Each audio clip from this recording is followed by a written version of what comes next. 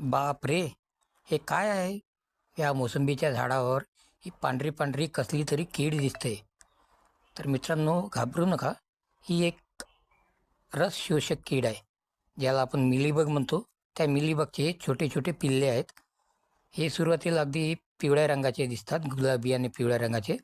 नंतर मेणासारखा पांढरा पदार्थ त्यांच्या अंगावर येतो आणि ते असे घनदाट पसरतात.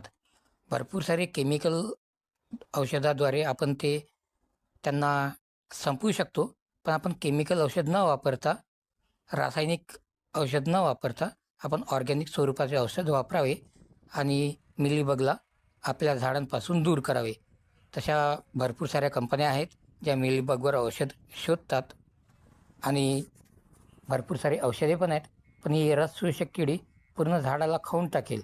सो आपण प्रयत्न करायचा जास्तीत जास्त ऑर्गॅनिक पद्धतीने याला दूर करण्याचा.